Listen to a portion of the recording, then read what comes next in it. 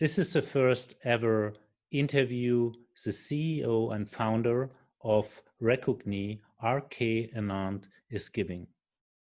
It's a big honor that he selected me for this conversation.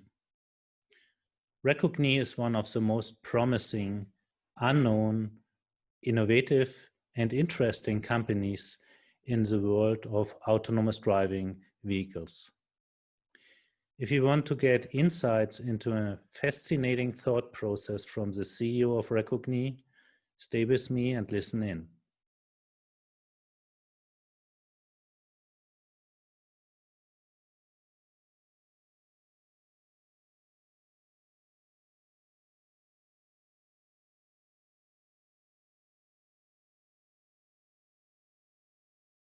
When I interviewed Peter Mertens, he made an interesting statement, which is still sticking in my head. I would like to ask you about that. He said to me, those guys are completely crazy. He didn't say crazy, just said completely crazy, which I kind of found funny. And obviously this was not meant like crazy, like mad, but I would like to get your point of view. What is Peter trying to indicate here when he said these guys are completely crazy? I think, like I think I've thought about this. Peter Mertens is quite a direct and honest individual and understands technology at his core, having done this for so many years in the automotive industry. The parallel is for a lot of us at Recogni of having spent time in the computing and networking industry. I've spent 30 years at it.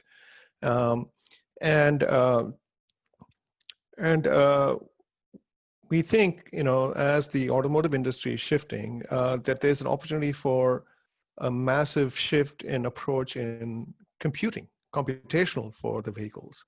And there's a set of industry leaders today, Nvidia, and as an example, that have come down and actually enabled a lot of this. I think when he looked at us, especially early on, both as a potential investor and then coming on our board, he saw that we had thought about this from a clean sheet architecture. And we were going to assert that we are going to do a couple of orders magnitude in power performance, anything superior to the market. And I think his first reaction was, this is crazy, because how do you think you can do something that is 100x better than anything else in the market? I think that's the genesis of what he mentioned as completely crazy. Yeah, I think that's a perfect answer.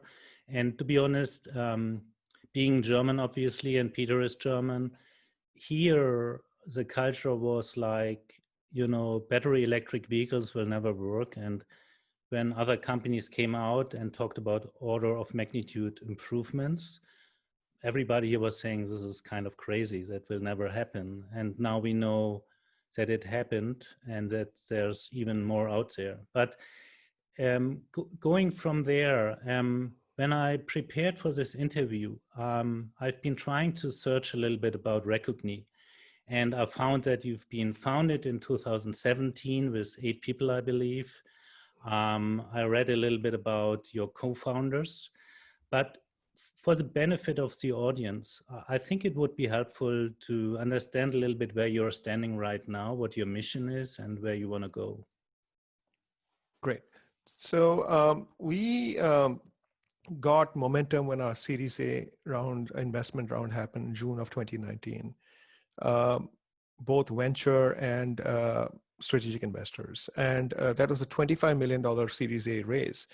And our genesis in thinking was to look at the automotive market and say, what are the current limitations that are preventing the path to true autonomous systems?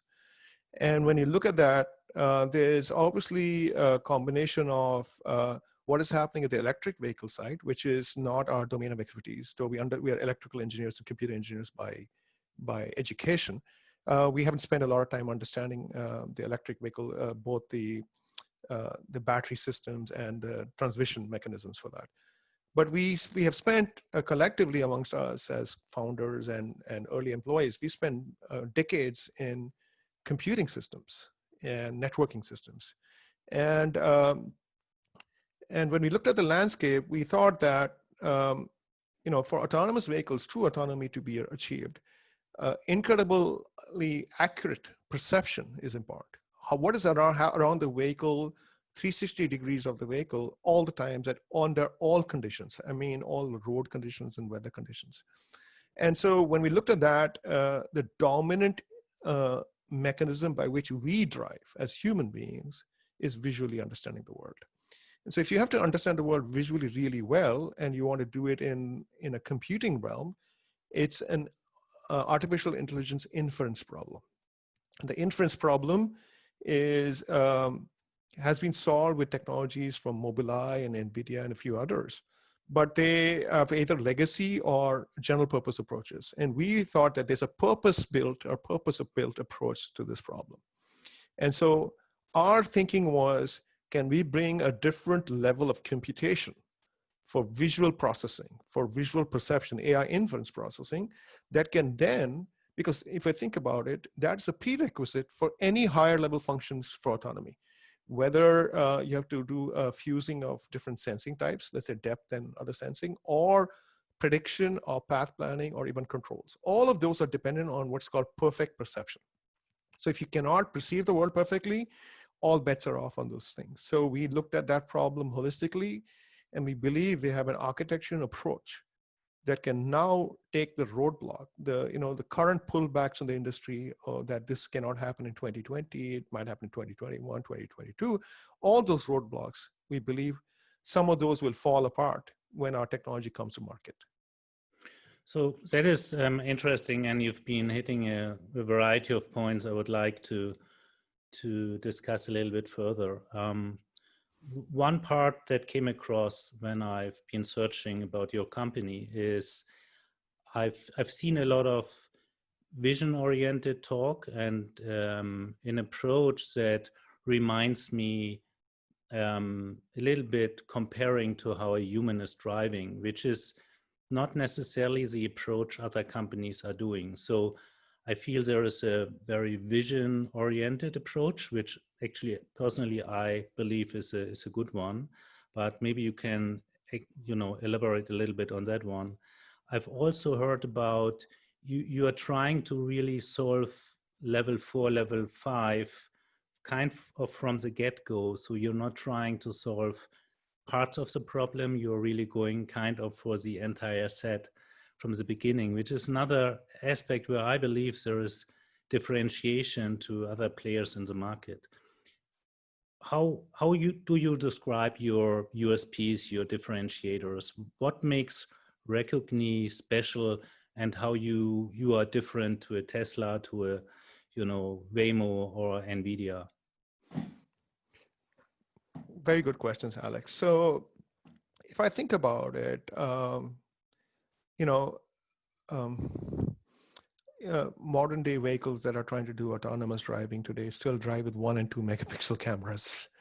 And the question that one has to ask is, why are they not using 8, 12, 20 megapixel cameras that the sensors are available in the marketplace? They're in our phones that we use every day. So, and the answer is fairly straightforward. It's basically the more the resolution, the scale and compute increases quadratically. And it's not linear as the resolution goes up. So when you look at that problem and we ask, why is vision, we don't believe that vision is the only answer, but it's the primary answer.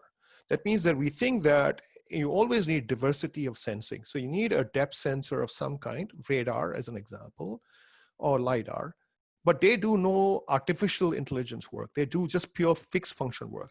Radar transmits, radar receivers come in, and then they do some what's called digital signal processing, and they give you depth and a couple of other pieces of information, say Doppler or angular variable or some other information. So that tells you things that are not, let's assume you're driving in fog, you want to, or we know airplanes fly with radar. So you want to get the information that is not visible to you under those conditions. Those systems give you information that's really sparse. By that, I mean that a radar or LiDAR might give you 1 million pixels of information a second. And 8 megapixel camera at 60 frames per second can give you 480 million pieces of information a second. So it's a 1:500 delta in the information. So let's think of those depth sensors as an add-on, as an important complement to vision. Vision gives you things, the information that is far more richer because it's more denser, and tells you color, tells you whether it's a soccer ball or the light is red or green, gives you that information that's rich. So now, if you and I look at the world, we can comprehend it. But if you have a computing system that has to do it, it is an artificial intelligence inference problem that has to be done. So the more the cameras, the higher the frame rate, the higher the resolution, the more the compute problem.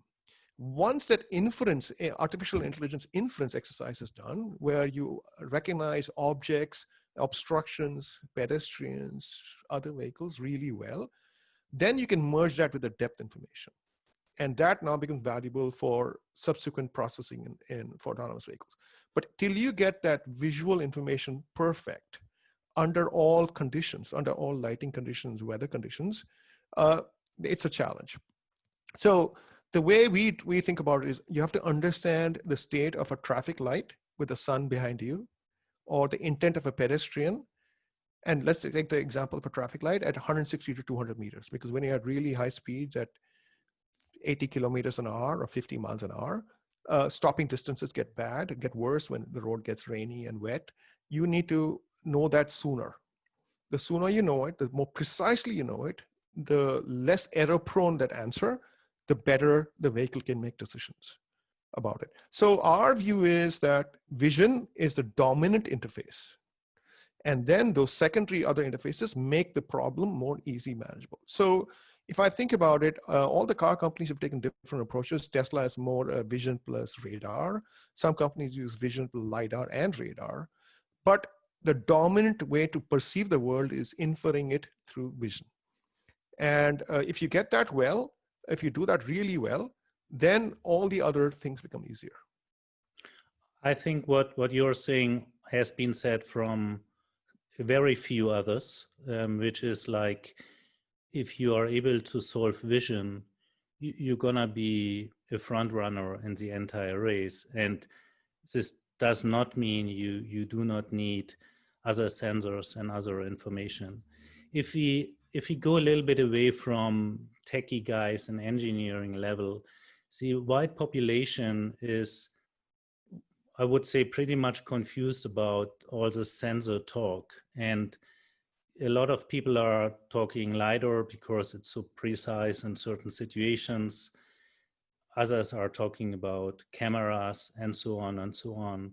But if we think about the entire process, and you talked about interference here, from absorbing information from sensors first, and you digged a little bit into that, and you go through the entire process to come to a, let's say, a decision what the system wants to do with the vehicle.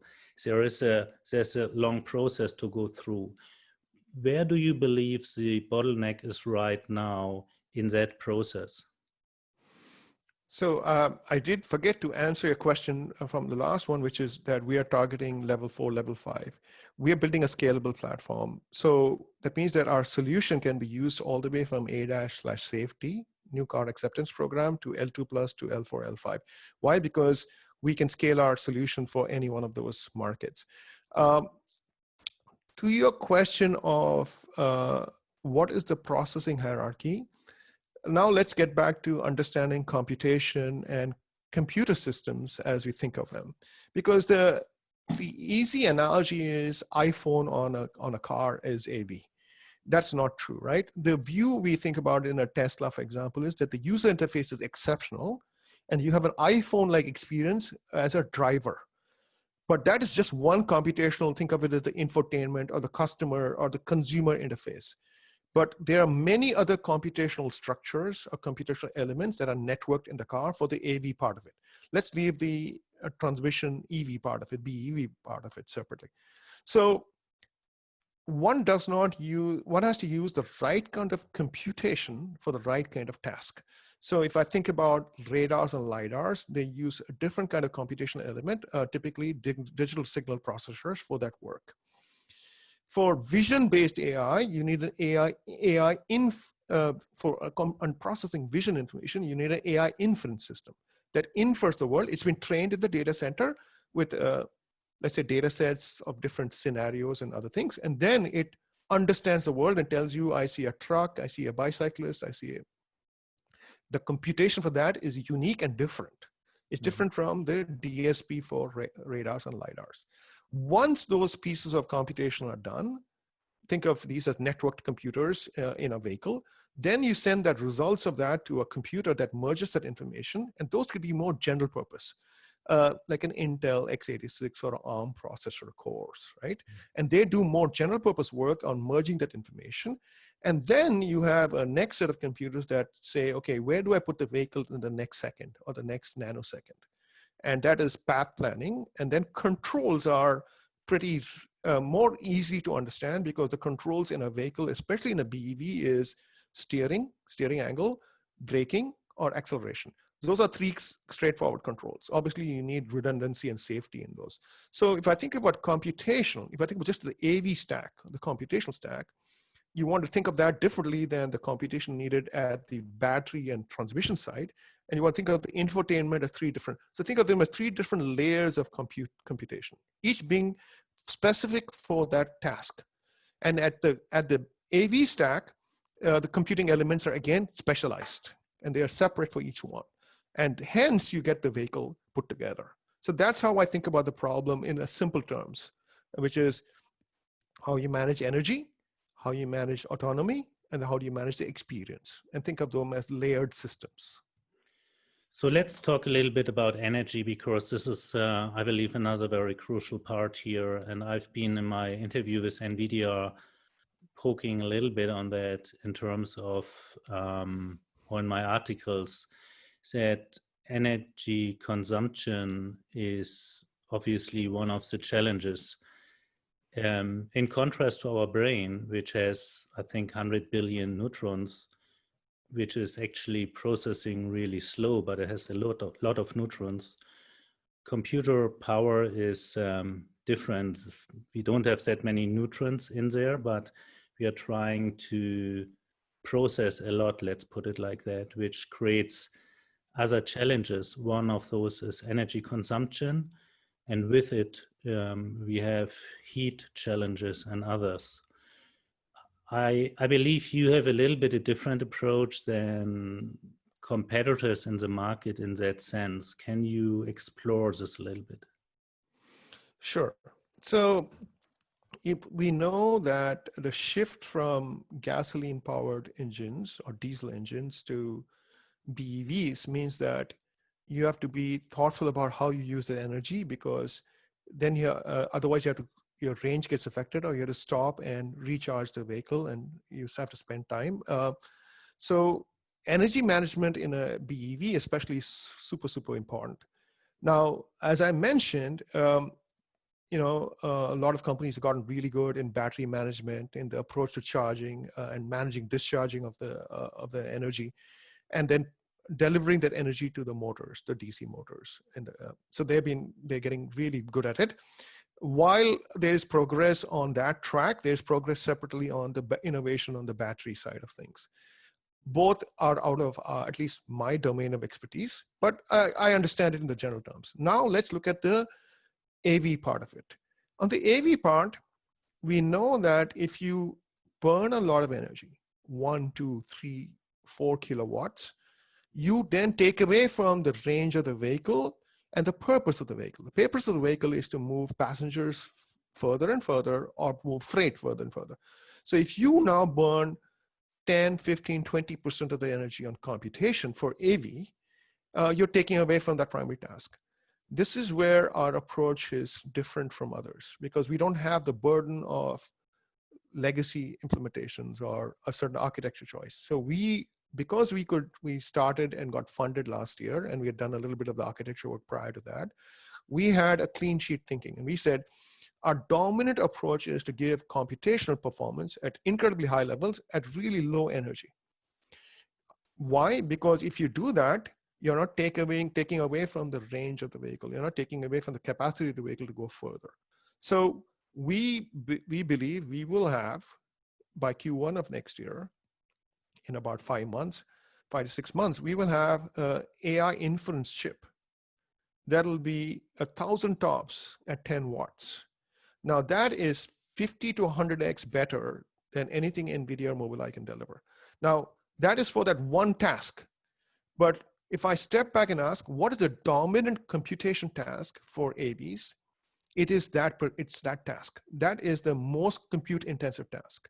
If you solve that, all the other tasks that are also have computational elements, but are not as compute intensive, you now level the playing field, and you give a lot of the companies that are trying to get to autonomy the performance to break through the wall that they have today. Otherwise, they have to put, we've seen so many pictures of these car companies, startups, or even Audis and all these other big companies. You look at their trunk, you open the trunk of the car, inside is a data center. They have a rack, they have lots of machines. That is not the way to eventually give a consumer-oriented or a robotaxi. You want to obviously use that as a mechanism to trial and learn, but ultimately you want to use as little space and as little power. And I think that's what we are fundamentally solving. So clearly a clean sheet approach, building from scratch versus what you just mentioned. And obviously I've seen these pictures about the frunk and the trunk full of computers. And we all know that there are complications coming with that. So in a nutshell, it sounds like you are thinking this from scratch versus using what before has been used for similar situations like gaming. Nvidia is a good example, but other companies, you mentioned Audi, they've been developing certain abilities in terms of AVs, which are limited, or in my understanding, are not going very far because of the aspects you just mentioned. Energy consumption is one of the challenges. In order to achieve that, you are also working on chip design, and you have developed your own chip. Is that right? And can you explain a little bit more about that? Yes. So to achieve the levels of AI inference compute, we had to start from ground zero and think about an architecture, and that requires chip design capabilities and background and skills. And we've done this collectively as a team for many, many, many decades. And so you architect the chip, you think about the constraints of the problem. One advantage we had was the work. You always in this industry, especially I think in most industries, you stand on the shoulders of giants. People have done a lot of work before you. So we have to be appreciative of the industry of having gotten to this point, both in AI technology, the researchers and the work that has come out of the universities and the industry broadly in AI, in the networks, artificial intelligence networks, the neural networks, and also the research that has happened in chips and systems and advances in other technologies. So we had the luxury, because we were not burdened by, let's say if you're a shipping company and you've been shipping products, you've been shipping technologies and architectures for many years, you can't suddenly change and shift right and go a certain way. So we had the advantage of that. The other thing was, I think, the maturity of AI. AI had to hit a certain maturity in terms of accuracy and performance metrics. And I think those also happened in the last 3 years. So that means that if I think about just image recognition, it hit a certain performance metric that said it's as good or better than humans. So you had to have all of those things in place before you said, okay, let's start this company and go and do this. So we started from that ground zero approach and look at the constraints. And we said, we will not burn more than so much power. Okay, well, that ties your hands. Then you ask yourself, what are the other constraints? So those constraints allowed us to think about an architecture where we needed to be competitive. AI is a very unforgiving technique if you don't meet accuracy metrics. So accuracy means that you have to hit a certain performance threshold and you need to accurately recognize objects. You cannot miss them. So all those constraints were put in place, and that helped us understand the bottlenecks in our architecture. Then it required us to go and overcome those bottlenecks. And that's what we spent the last year. So we are 60 to 70 days from taping out that chip.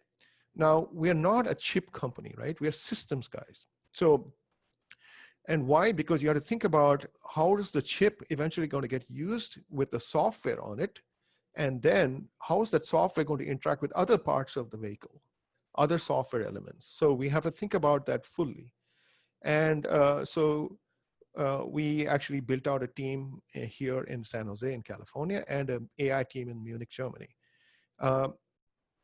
Why? Because the skill sets we needed were actually system-wide. Chip design, embedded software, operating system, and the AI software. So we needed to think about all of those elements as we architected our system. And so I think we are well positioned to deliver and demonstrate the thesis we had a year and a half back. So that clearly differentiates you in a vertical integrated way, if you will, because other companies are going a different path here, while having a dedicated chip is already, I believe, an advantage, because in the past we've been seeing chips that being used for other usage also being tried to implement for AVs, and the success has been extremely limited. And then you have to go back to square one. So that's an interesting one. The other question I'm asking myself is, in terms of, training your neural network, and you digged a little bit into that, and given the time, we can't go too deep. In terms of training that, you usually need real life data or simulated data in order to make improvements in terms of recognizing objects and identifying objects, which is the beginning of the process you just laid out to us. How do you do that? Are you already in that phase, or is that after, after next year or in next year, the next step you are trying to do? Very good question, Alex. And so it was important for us as a company at the outset itself to understand both sides of what I think is a fence. That is that what do you do on the data center side on training, and how that influences the architecture of the chip. You have to live on both sides, because we're not a general purpose accelerator. So we spent both time and resources and hired talent to think about the training problem comprehensively. The AI team does a lot of the work in Munich on training models. But your question is really pertinent in terms of where's your data? If you go around and look around the world and ask, where is 8 megapixel real life captured data? And the answer will be, there's almost none. Why? Because they drive around with 1 and 2 megapixel cameras. And those are your data sets that, let's say, Waymo or Audi or others put out in the public domain. So you have to now think about that problem more comprehensively. And we did. And we thought about it because we knew that eventually those higher resolution sensors aren't going to be needed in vehicles. So we took a dual approach to it. One is we took a synthetic data approach. That means you build a synthetic data pipeline that can generate millions of images very quickly at those high resolutions, at these varying conditions, road and weather and other conditions, in different geographies, in different settings, urban and highway settings. So we have built a synthetic data pipeline that we use today for a lot of our training work. In addition to that, we've gone and captured real life data with 8 megapixel sensors on a rig, because you need that data set, because that is a prerequisite to say, how do I train my machine? And then how do I check that the machine actually works really well? So we were conscious at the beginning itself that not only did you need to architect a chip and the system and the software, but you needed to do this also. You needed to have a data set that then when your system is ready, you can demonstrate that it understands the world, the real world, as real data comes in really well. So give us a little bit an outlook. You just mentioned that your chip is going to be ready earlier next year, I think in 5 months or so. And you mentioned that last year was a finance round, and you've been supported from very big companies like Toyota. I mean, the venture capital companies, they own Toyota, BMW, Osram, Yeah. and Faurecia, obviously, and a few others which are more capital investors. What is your plan moving forward in a perfect world? We all know there's going to be roadblocks. That's just the nature of the business. You are tapping on new ground. Nobody has been there before, like Nvidia, like Tesla, like others. Right. So you probably expect some setbacks here and there. But what is your perfect plan moving forward? Incredibly great question. Could we have assumed we would be in a coronavirus situation last year when we wrote our Series A? Definitely not. So one can only plan so much, right? But one has to then tackle and navigate the world as it comes at you. So as an example, when I closed our offices in March, I had the team both in Germany and in San Jose, California, have to work remotely. One of our advantages was that we did all our design in the cloud. And so we could go from being in the office to fully functional the next day being at home without losing a beat. So that's an example of startups that can be nimble and should not lose momentum when a pandemic hits you or some other situation. So we have to react and adjust. The way I think about the world, let's say by the time we get to our first evaluation systems in Q1, is that even in the last year, we've had successful proof of concept with a bunch of OEMs and tier ones and startups, but there's still the whole group of people who are busy doing what they're doing today. They don't have the time for a startup. They look at, we have our heads down, we are a startup, we've raised multiple hundreds of millions, maybe billions of dollars trying to do AV. Don't bother us now, right?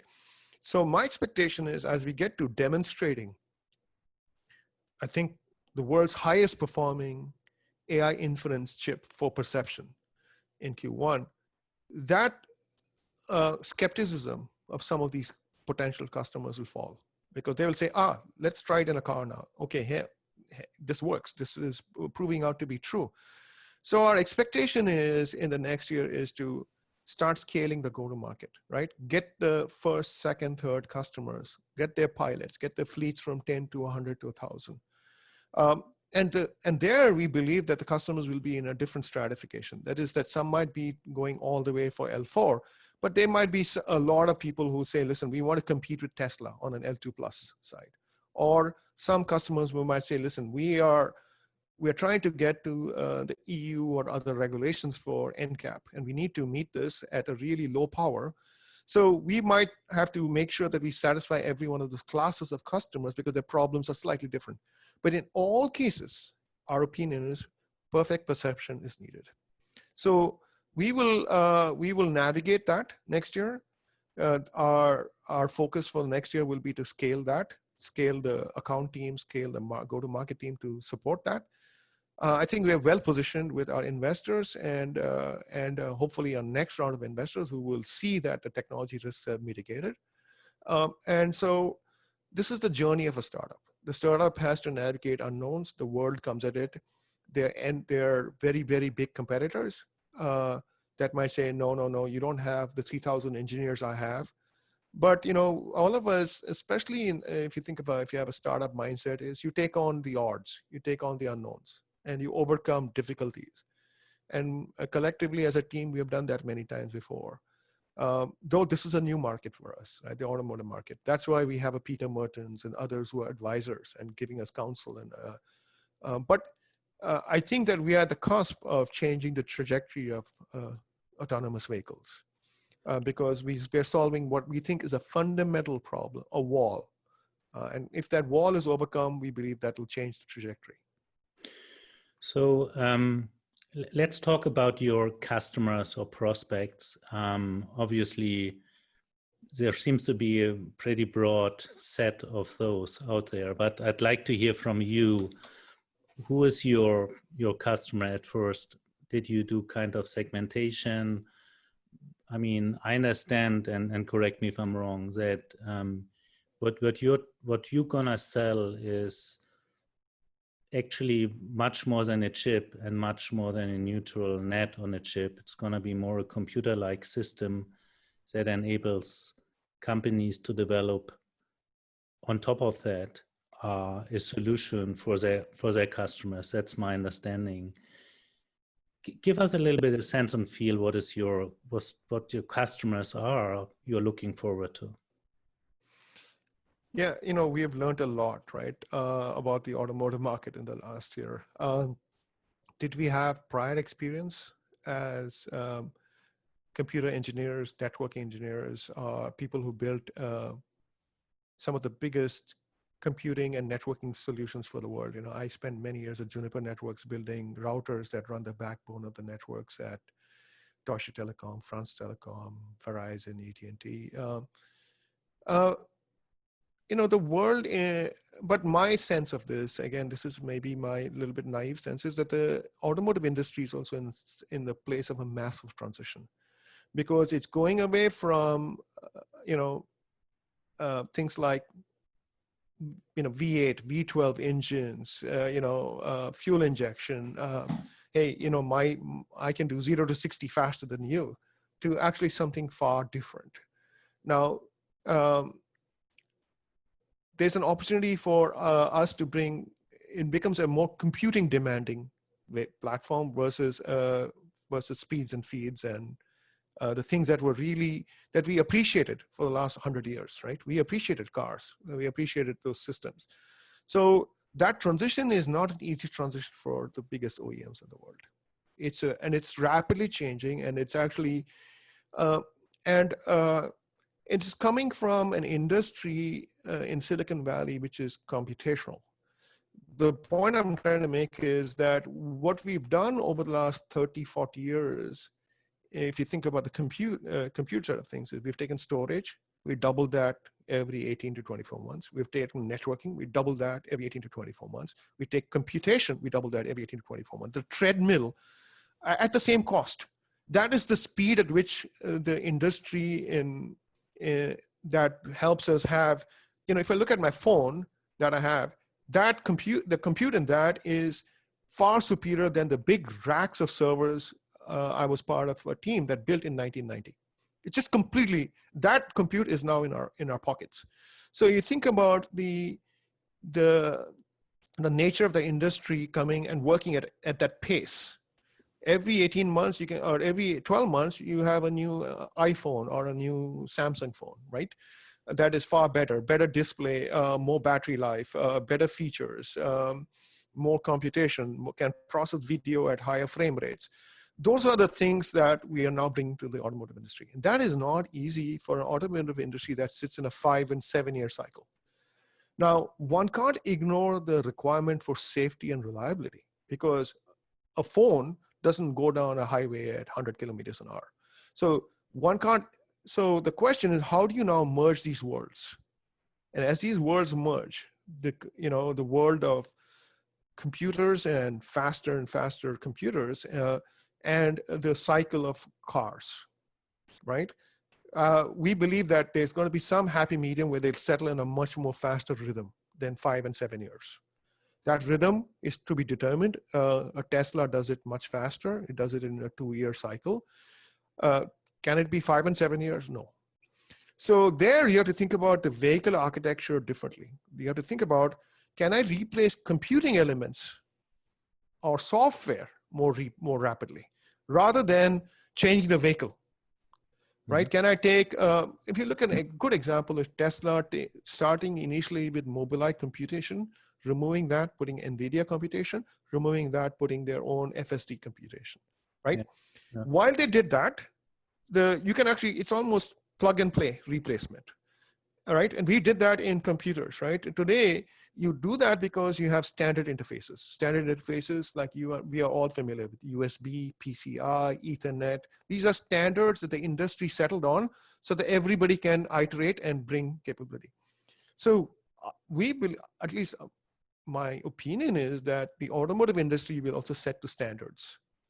They're already doing that, but there will be more acceleration to standards-based things, so that now the vehicle now becomes a platform way of computing elements and software that are easily replaceable to make the vehicle better and better and more capable. Software updates that happen often. If I think about the customers, I think that the tier ones will take a little longer for us. Startups will be faster. But the tier ones have the dominant, manufacturing capability. They manufacture better than anybody else, right? They have the lines, they have the workforce to do that, but they're slower to move. But the startups will be much more faster, so we have to target both, is the way I think about it. So if you say the big incumbents are slower, what is the reason for that in your opinion? Yeah, it would be it would be not my place to say, to make past judgment, because they build the reliable vehicles that I drive, or we all drive. Yeah. I think that it's a difficult transition for them, right? They're going from internal combustion to BEV. While that is happening, they have to go and solve the autonomous vehicle problem. In my opinion, throwing armies of software engineers is not the answer for that. 5,000 people in software is not the way to think about this, right? If you listen to the autopilot team at Tesla, it's a few dozen people. A few dozen people do the whole autopilot software. So you have to think about this more strategically, and you have to think about a vehicle where you pick best in breed pieces of technology. An example of what we will deliver is a perception module, a best-in-breed radar vendor, or a best-in-breed LiDAR vendor, and then think about the software architecture cleanly, and think about it as, what is it that I can replace in sensing elements or computational elements frequently without actually changing the design of the vehicle? If I look at the Tesla Model S, which has been shipping for many years, it continues to ship, but it had the Mobileye technology in there, it had the Nvidia technology, it has the Tesla technology. The batteries went from single drive to dual drive. Range went from a P75 to P80 to P90 to P100. So the point I'm trying to make is that you pick a platform and you innovate on that platform. And that's how we've done that in the computational industry, or in networking, or in storage. And I think that's the evolution of automotive. I agree completely. And I've been very long in software, and you just described the normal process you go through, which is you change on the way. And sometimes you have setbacks and you start and go in a different direction in order to accomplish your objective, which is not necessarily that what automotive tier one companies are used to. So they are more analyzing profoundly and starting something and then building it to the end, and then it's finished and it's supposed to work. So I am, at least here in Germany, and I can probably say this more easy than you, there is a little bit of cultural challenge if software engineers are trying to explain to automotive companies how they believe things should be approached. And you just said it with the amount of engineers you probably need for an autopilot-like system. So a little bit a difficult question, but I still ask it, which is, and you're going to have this somewhere in your head and you're thinking probably about that. When is your vision to bring a system out there and implement it in a vehicle where you can do first proof of concepts, driving around and gaining experience by doing that with the first 1, 2, or 3 customers? Is that already next year planned? Most definitely. We expect to give at least our first reference samples to customers in Q1 next year. And we expect them to be driving around in vehicles in Q2 next year. So we are, startups, the most precious commodity for a startup is time and money. right? Because we have to be conscious that they're competitors already. And so one has to, and it's not only the existing dominant players, but there are many other startups. This is the nature of the startup business. So you have to be ready and you have to move fast, and you have to have a nimble team, because the team has to react to the customer requests quickly. Right. And so I think we are well positioned for that, and we have to be ready to react to customer requests for features or for a tweak or enhancements, and then deliver that quickly so that they can continue their progress. And then they can quickly achieve the, what do you think about it? It's the 80-20 rule. When do you achieve 80% confidence that this thing is actually meeting what I want? The rest of the 20% effort becomes easier. But that 80% of confidence, it requires a significant effort, and we want to make sure we're prepared for it. So that is an interesting aspect, and you mentioned it before, which is safety and security. So obviously with autonomous systems, you always have this challenge around edge situations, risky situations, edge cases where, the system is coming in an environment that it didn't experience before and where it didn't react or act like you would like to. So obviously there's a huge discussion around accidents out there. How are you going to solve the 0.001% left that is so hard to capture? Incredibly thoughtful question there, Alex. Just imagine us going somewhere, going down a drive to the Alps.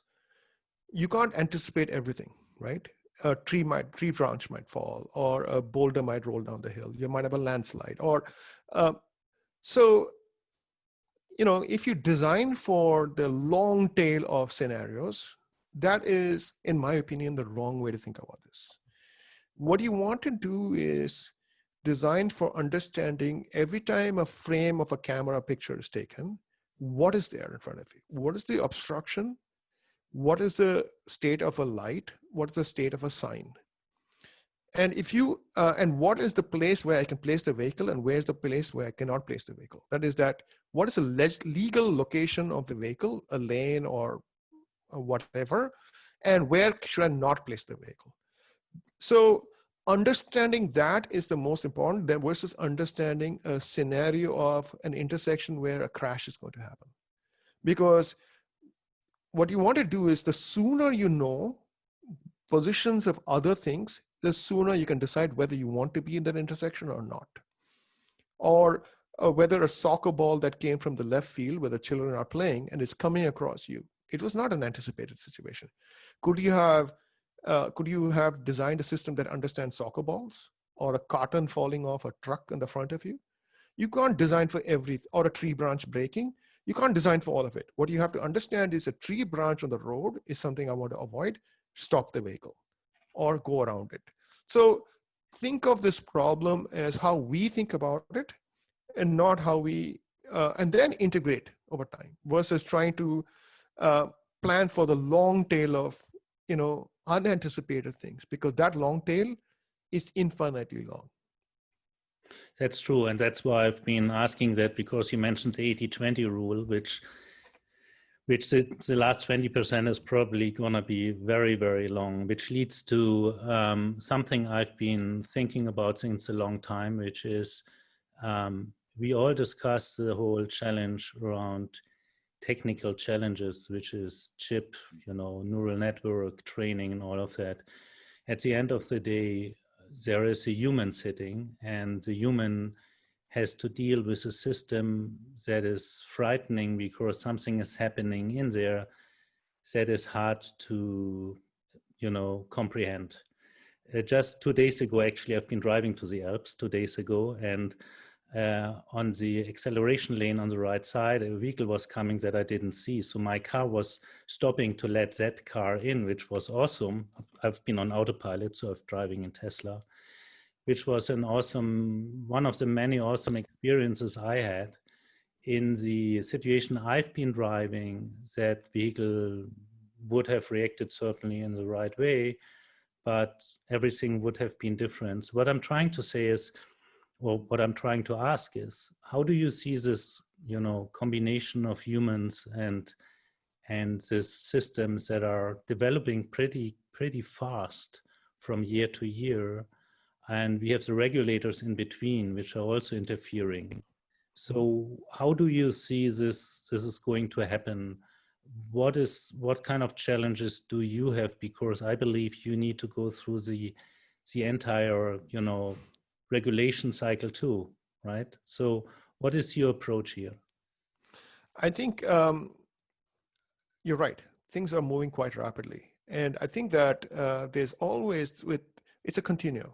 The way I think about it is nothing is a step function. Everything is a continuum. So we will go as humans through the transition of getting confident in a vehicle, like you are getting more and more confident with the autopilot. But over time, you will get to be, as the system gets better and more reliable, you will step back a little bit. You gain more confidence. So that's, I think, the way I think about autonomous systems in general. When it comes to the regulatory aspect, I think the regulatory aspect of this has to be solved by the OEM. So they have to prove, like they have proved in the past, that they meet certain performance and certain safety regimes. Our job is to meet the requirements of the OEMs. When they say we need a certain level of functional safety or certain reliability, you think about the system typically and as device level or software level reliability of a single device. And then you think about system reliability, where you add redundancy in the system, like they add redundancy today in vehicle systems, right? For braking, for example, ABS and other systems have redundant elements. So the same concepts of vehicle level redundancy is a platform level work that the OEMs will do, where they'll say, oh, I don't trust having only one of this. I want two of this. Or I don't trust having two of this. I need three of this. Depending on what the task is and what the risk is to the vehicle and its passengers, they will use different thresholds. So we have to prove to the tier one or OEM that we meet certain safety requirements. And they will obviously run us through the gauntlet of running under extreme temperature conditions or running under, extreme weather conditions or whatever those requirements are. And if we meet those check marks, then they'll say, okay, this subsystem with its chip and software is reliable for that task. Do I need to put two of those or four of those or eight of those is now a vehicle architecture choice. Okay. Yeah, that makes a lot of sense. I think that's what we've been seeing in the past. And I heard this from Audi and others that they are, involved with regulators in order to have that conversation. And there's quite a lot going on here too. Yeah. You mentioned a couple of times competitors, and you probably have seen, I think it was 2 days ago, where Elon Musk was kind of offering the autopilot also as a system to other automakers in order to give them the functionality. Who is your competition out there? You mentioned a few names, but maybe you can segment this a little bit and give us an understanding if you believe that this is serious competition to you, or if you are playing in a field where you believe nobody else can compete. Yeah, it would be naive for me and my team to think that we are not in any competitive realm. So the first thing we think is that who are the dominant players in the market today? Who deliver the technology for the problem we are trying to solve, which is in visual perception, AI inference. They're the dominant players on Mobileye and Nvidia. There's no doubt about it. And they have incredible market share and mind share. If you saw the recent announcement between Ola Kalnius and Jensen, Mercedes and Nvidia, that relationship now is going to basically go all the way to 2024 and beyond, where Nvidia will deliver technology. So we have no doubts about it. I think that what will matter is that we meet certain power performance thresholds that suddenly make make us more competitive, make us a better technology for these car manufacturers. As far as Tesla's announcement, I think they're also a for-profit business in my mind. And if they offer technology, the technology comes at a premium. So, which means that if they will offer their full computing systems then they will offer their architecture of how the cameras need to be in a vehicle, and they will offer the software at a premium. So the point is, yes, I think it's a good gesture. The question is whether another OEM will say, I'm willing to pay the premium for underlying hardware, software, and overall infrastructure that needs to be for AV, or the similar hardware and software and other infrastructure for BEV. Because ultimately, if Tesla is going to deliver technologies for BEV to another OEM, that means that they will basically build up another gigafactory, another battery factory, and they'll deliver that. So it's certainly a model where you can scale your business. Tesla can scale its business and scale it to more and more vehicles, because suddenly you have manufacturing capacity. But do these OEMs now have differentiated technology? Do they have anything that is that can help them compete? That will be a determination that the OEMs have to make themselves. And so I think the market will set those markers. The market will set the determinants of who are successful at this, is the way I think about it. And so we believe that if we are competitive and we come into the market and we deliver the claims that we are asserting today, that the market will look at it fairly. And then, but will we have the market power of Nvidia or Mobileye? No. But companies companies Tesla, let's say about 3 to 5 years. How do you beat them? You need step function technologies that say, I'm better than you in this, and that helps me overcome the gap. Because you cannot just do more of the same and expect to overcome the gap. Right, and so you at every point, these other customers, these other OEMs have to make a determination. How do I now scale it? How do I scale and cover the gap that I have today? Because the gap is ever expanding in my mind, and so there is no doing more of the same. It has to be more of something different. So I completely agree, and this is fascinating discussion. In terms of pace of innovation, I have zero doubt that you're going to be faster than most OEMs out there trying to develop something, or even Mercedes-Benz now announcing to develop something for 2024, because of a couple of things. Agility, you just mentioned it, experience in software, and you're on the road already quite a while with a vertical integrated approach with the chip design. And we haven't even talked about the processing within the chip with the bus and how you store data, the memory and other things, which are, I believe, pretty unique. So really interesting, attractive approach. The question I have is, do you believe you're going to be faster in the pace of innovation like a Tesla is, and closing the gap here? Or is kind of Tesla ahead and you define yourself as, we deliver anyhow to the market that is unable or not willing to work together with Tesla, and then there's all the rest? Is that a segmentation you would see? There are two ways to think about this market. One is a vertically integrated company. Tesla is an example of that, where they have battery technology, they have battery management, and then they think about the drivetrain completely on their own. The same approach they've taken on the AV stack, where they actually have a chip, software, and then the AV AI software for managing the autonomous vehicle. I think there's a space for vertically integrated companies and horizontally integrated companies, both. So, there are, I'm sure that, and potentially a hybrid setting. So I believe that a lot of the OEMs will be interested in our technology because we will help them integrate and make their AV platform much better. The question is, to do that, they have to pick other pieces of technology and put it all together. So this is a skill set in system design and system software, AV system software, not AI perception software or AI inference software that we will deliver, but more understanding what is needed at a system level. Because the system level is ultimately what matters. The vehicle's AV capability is a function of everything coming together. So we are certainly not in the scale or have the ability of a Tesla, which is a car company, right?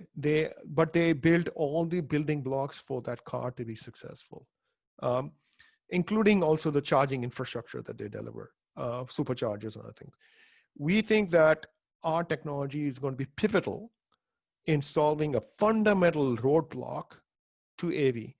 Now, depending on the OEMs or startups that use our technology, we believe that will give them a quantum jump, a close the gap quickly kind of exercise, and maybe even go past Tesla. Now, that means that they have to incorporate our technology, get fleets out, and get to the critical mass of 1,000, 100,000, million vehicles. That is super important because AV cannot be learned sitting in a lab. AV has to be learned by actually having 1 million, 2 million vehicles where your autonomous software team is actually improving its software continuously.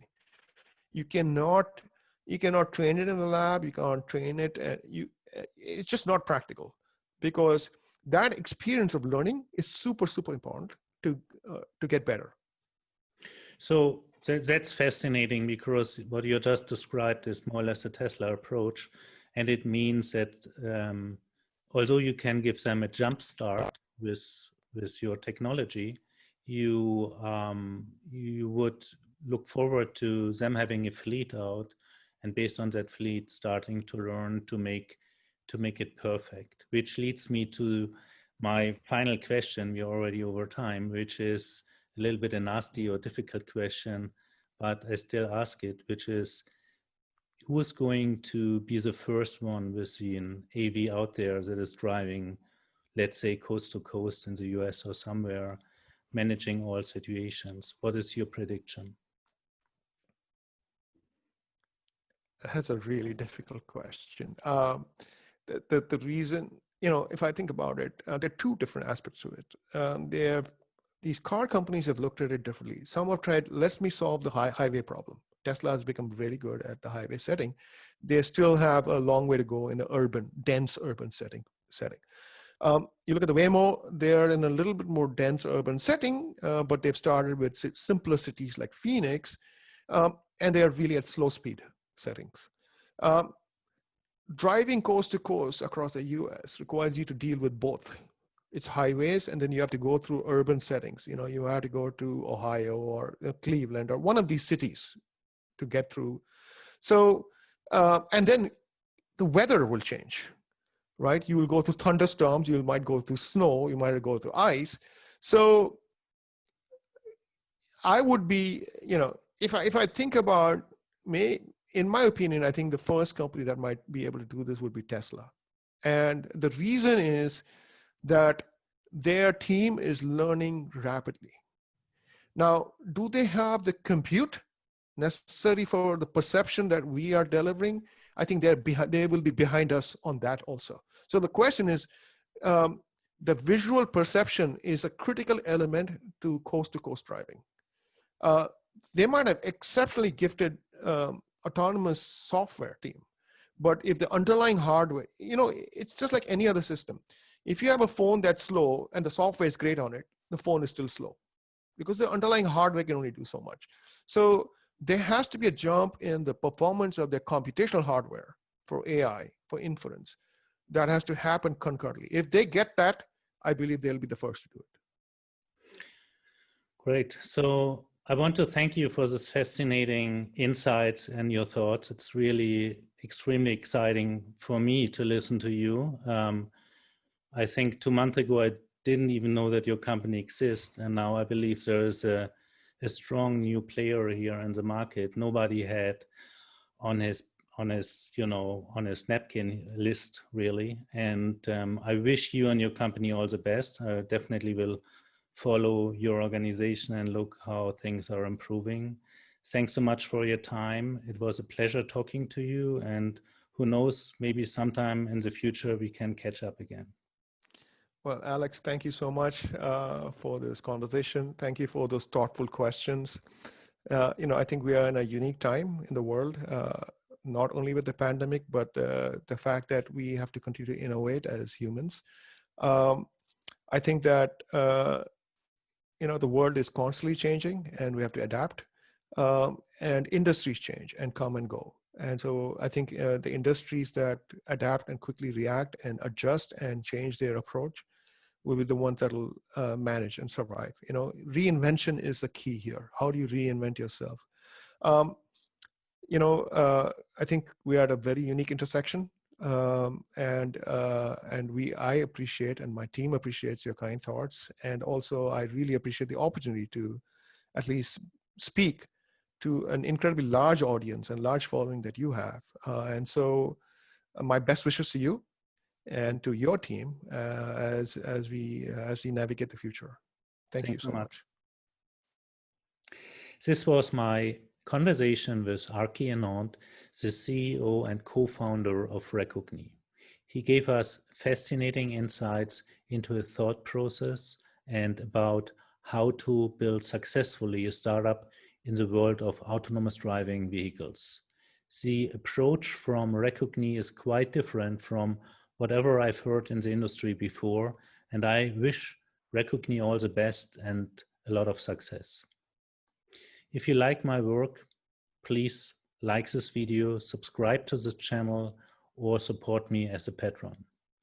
I do these interviews just out of fun, to educate and to give a good perspective of what is going on here right now, in the future, and what happened in the past. I hope that this is helpful for everybody, and I enjoy that a lot of people are supporting me. Thanks so much, and hope to see you soon again.